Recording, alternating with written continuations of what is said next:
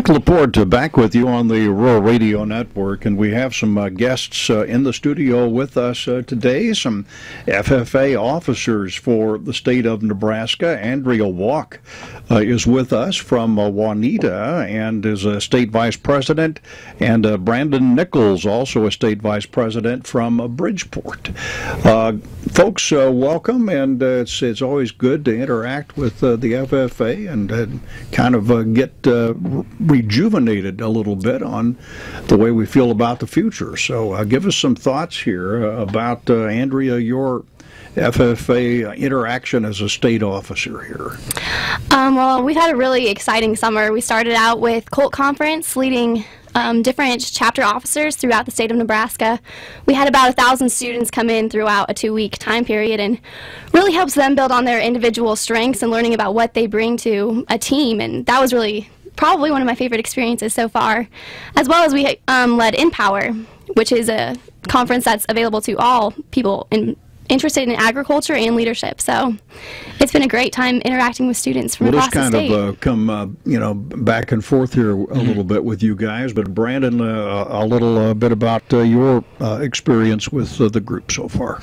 As Andrea hit on, we've done Colt, which was, as she said, was the same thing, but it's just so neat to get the experience to be there with chapter officers and see the best leaders from each of these chapters have to offer, then to work with them and develop and hone their leadership abilities to work better as a team, and then to become individual leaders and really strive to form an opinion and be strong leaders in their communities and in their chapters. Now, I understand that the Bridgeport FFA chapter is relatively new. Tell us about that. Yeah, I got the Bridgeport got a FFA chapter when I was a junior in high school, and before that I really didn't have any idea about FFA.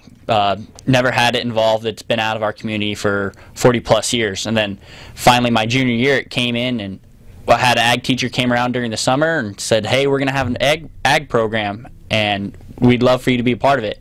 And so it was just something new that I didn't quite know what there was to be involved, but I always heard about from the neighboring towns how great of an experience FFA was, and how many people in the town, they said, we wish we had FFA because it gives you such an opportunity.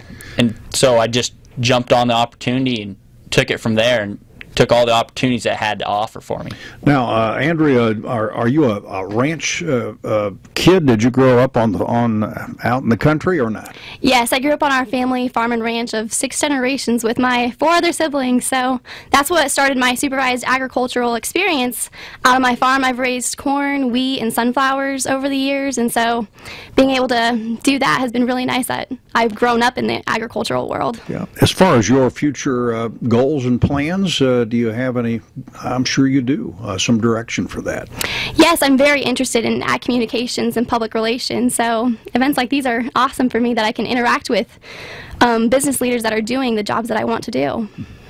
As far as Brandon, again, kind of a similar question for you on your background growing up out in the country. Yep. Way out in western Nebraska, me and my family live on our farm and ranch, which, along with Andrea, it sparked my supervised agriculture experience, which is to start my own cow-calf herd, which I've grown in size, and is going to fund my way through college without any help from my parents. That's something that I've took pride in myself, is to fund my own way through college, and I've done that with my cow-calf herd.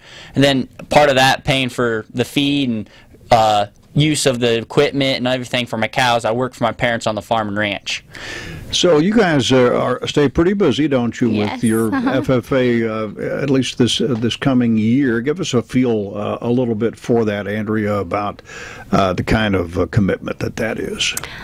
It definitely is a time commitment and mind commitment, as we have to come up with new ideas and creative ways to engage students. And this coming fall, we have Pathway to Careers, which is going to expose students to all different types of agricultural opportunities that they can take on later on in life and see what all ag has to offer. And it's more than the farm. It expands More so than much production. so much wider than that. So that's one thing that we're looking forward to this fall. And we'll have chapter visits. We'll be interacting with students at different banquets. So we'll have a busy year, but it'll be definitely worth it. Now, I'm assuming that the kind of for your FFA chapters at Hayes Center and Bridgeport, that a lot of the kids that were in those were probably rural kids. But obviously, as if we take a look at FFA as a whole in Nebraska and then nationally, that's not the case, is it? No, Nebraska. It's really neat this year as a state officer. I got to see how many urban or close to urban towns and communities have FFA programs. We had a program from Omaha, middle of Omaha, come in, and they have FFA. And then also we've been adding some new chapters in some urban areas. Norfolk, Grand Island, Omaha, Lincoln is looking into it. And we're always hoping to add some of these more urban communities, Kearney, and places like that, just to get all these students the opportunities that FFA has to offer, and just expose them to as much as they can while they're still in high school, and give them some guidance of some opportunities to go to for college. Andrea, the interacting and kind of telling the story of agriculture perhaps to people that don't really understand it, that's always kind of one of the major goals. But do you find that as you're making your chapter visits and your different things that you're doing, is that part of kind of your responsibility or not?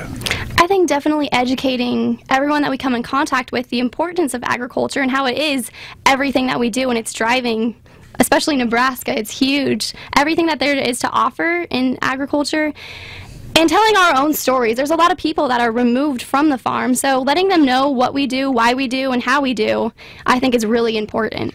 Now, I don't think I asked you, Brandon, about your future plans, but tell us about that. Like Andrea, I'm going to be going to the University of Nebraska-Lincoln and plan on studying agriculture economics with a minor in entrepreneurship. And then back to the farm or not? Yep. In the grand scheme of things, I want to go and get a quality education, really learn the markets and everything, and then get some little of that entrepreneurship ideas flowing and some of the other entrepreneurships in the state, because that's part of growing a business, is also your connections that you make, getting those ideas with some other people and really brainstorm together. And that's also the neat thing about FFA, is all the opportunities and connections you can make with people across the state. Well, we appreciate the update here, and it's always a pleasure to interact with the folks whenever we have the opportunity, but when they're in town coming through, particularly, it is nice to have the folks from FFA visit. Andrea Walk, State Vice President from Hayes Center, and Brandon Nichols, State Vice President from Bridgeport, our guest today on the program. This is the Rural Radio Network.